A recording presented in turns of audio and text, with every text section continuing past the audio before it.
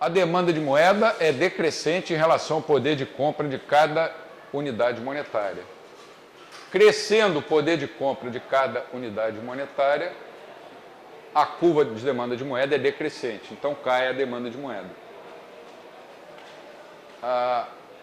E ele chamou isso de valor objetivo de troca da moeda, que é determinado convencionalmente, né, nas análises tipo oferta e demanda, pela interseção da demanda de moeda com a oferta de moeda, que é o estoque existente de moeda no país. Essa oferta de moeda, ou estoque existente de moeda, ou oferta de moeda, ou ainda liquidez, oferta de liquidez, em qualquer instante do tempo, nada mais é do que a soma dos saldos monetários individuais. Nenhuma unidade monetária existente deixa de ser possuída por alguém, não podendo, por isso, deixar de estar contida em alguma demanda monetária individual. A não ser que alguém perca dinheiro na rua, cai uma nota de 100 na rua, ninguém vê, ela vai, o vento leva, ela vai para um rio e some. Mas isso aí é infinitesimalmente, isso aí é zero, perto do total. Né?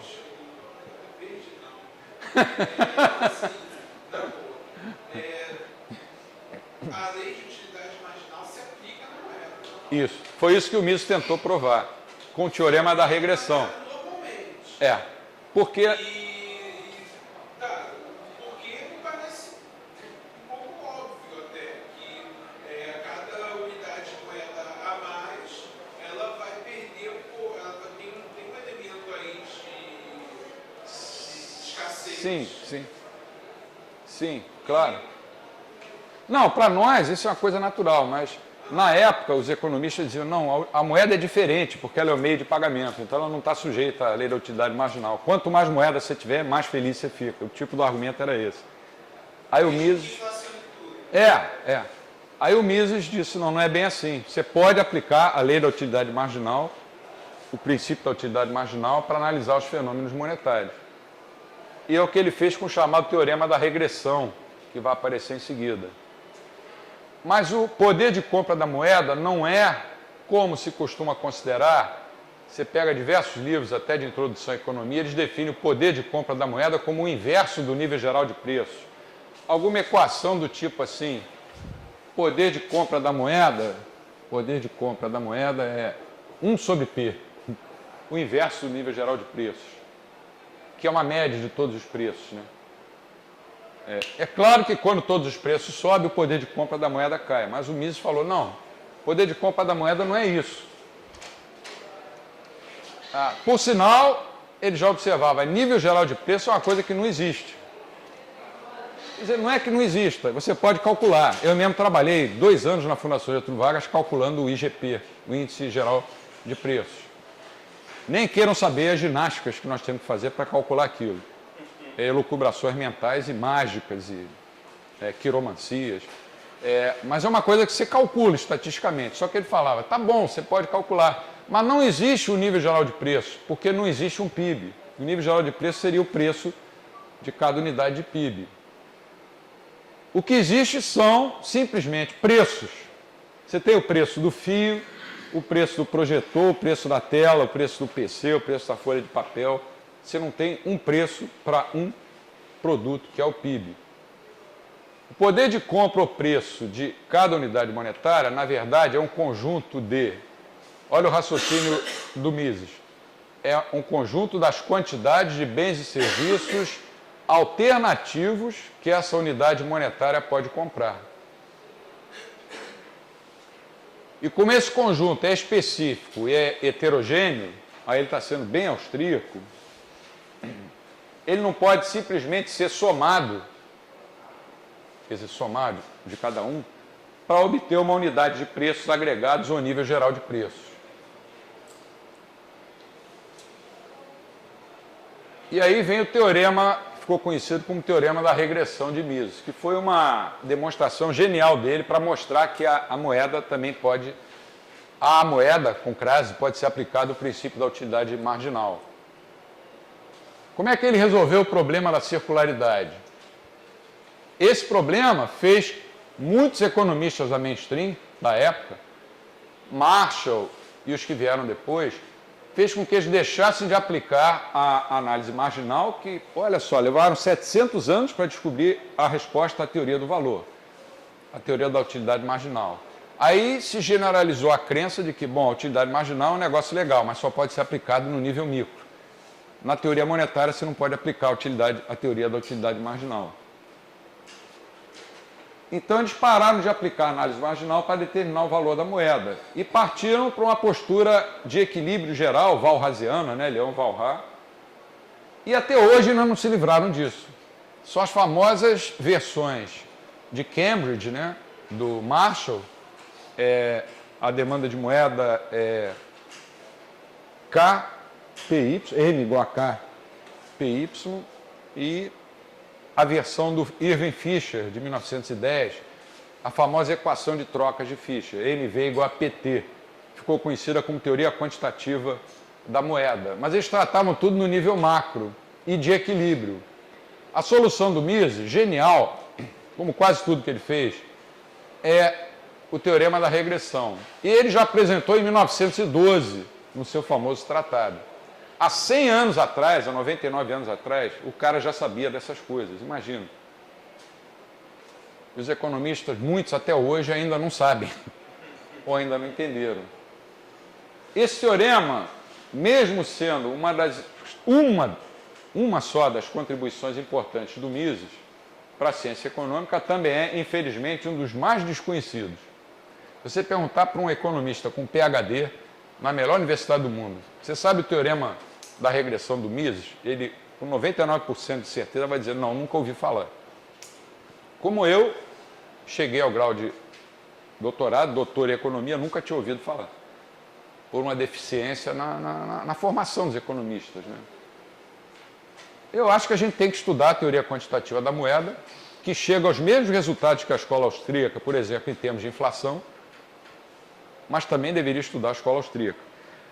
Há uma história de que o Hayek, não o Mises, o Hayek teria dito ao Milton Friedman, a respeito da teoria quantitativa da moeda monetarista, eles eram amigos, né? Claro. Ambos defendiam a economia de mercado, só que o Friedman era todo matemático e o Hayek seguia a linha austríaca. O Hayek teria dito ao Friedman, olha, a sua teoria quantitativa da moeda, só o que presta dela é o resultado. O resto eu acho uma porcaria, porque o Hayek era muito sincero. Eu penso que o Friedman nunca citou o Hayek, que eu me lembro. Eu não sei se nunca, mas eu não conheço nenhuma citação do Friedman assim do Hayek. Não conheço. Porque os austríacos eram considerados... Eles levaram o Hayek para Chicago, depois da guerra, e colocaram ele para dar aula na Faculdade de Ciências Políticas. Tipo assim, esse cara não é um economista. Bota ele para dar aula de ciência política, que... Por isso que ele passou a escrever mais sobre política também, filosofia política, do que sobre economia. Mas o que ele falou para o Friedman? Olha, a tua teoria quantitativa da moeda diz que quanto mais moeda existir em circulação, maior vai ser a inflação. Mas ela chega a esse resultado por meios que eu acho errados.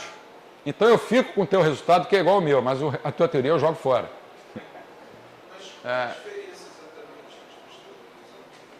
A gente vai, numa das próximas aulas, vai chegar lá. Que o Friedman trata no nível macroeconômico, nível geral de preços, PIB, e a análise austríaca é uma análise individualista. É a equação de Fischer que determina essa... É a equação de Fischer que o Friedman reconstruiu em 1956, botou lá umas variáveis para torná-la mais moderna, mas os resultados eram os mesmos. O que explica a inflação? A inflação é um fenômeno monetário.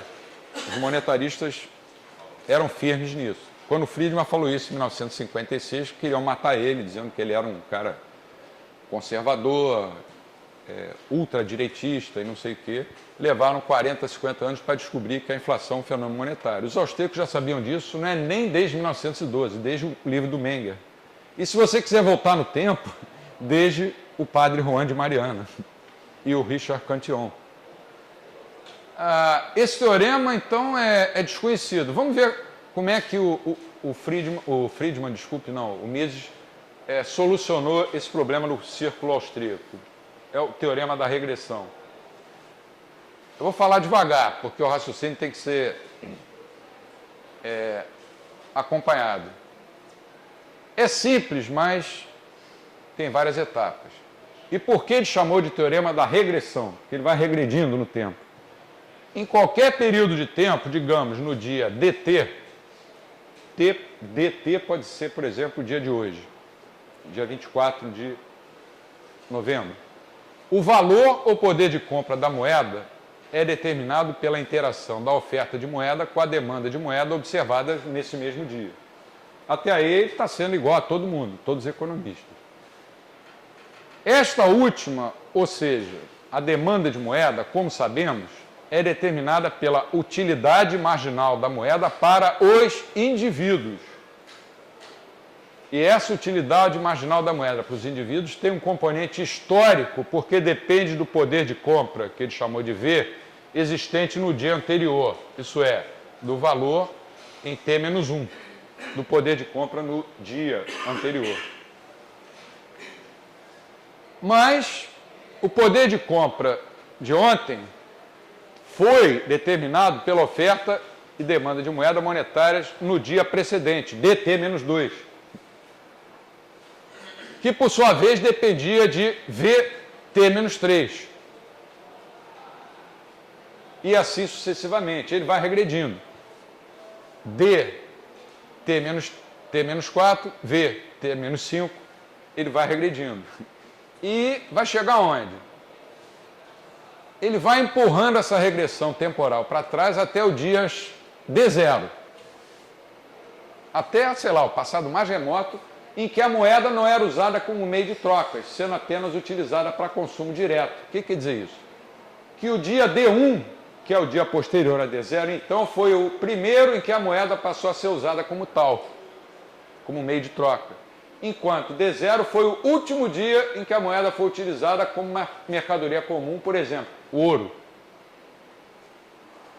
Portanto, podemos fazer regredir numa cadeia temporal o valor da moeda em qualquer instante dt até D1 e daí a D0.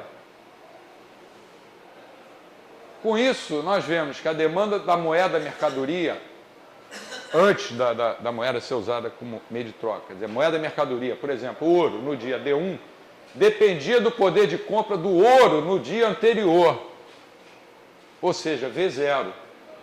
A regressão temporal deve necessariamente ter um fim, nem que seja lá em Adão e Eva, mas vai ter que parar em algum ponto do tempo.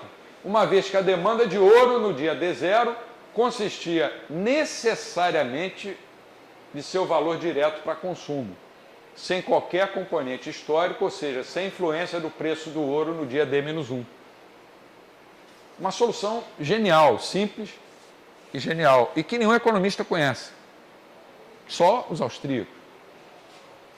Quer dizer, qualquer economista, qualquer pessoa é capaz de entender isso. Por que os economistas que tinham obrigação de entender não estudam essas coisas?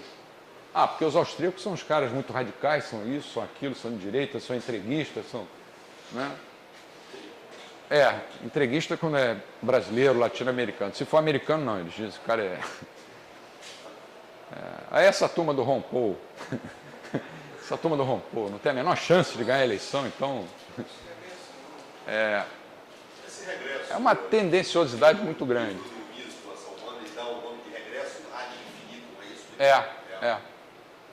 Quer dizer, até o dia D0, em que não havia moeda, as trocas eram diretas. E ele dá o exemplo do ouro, mas podia ser o sal, podia ser qualquer outra coisa.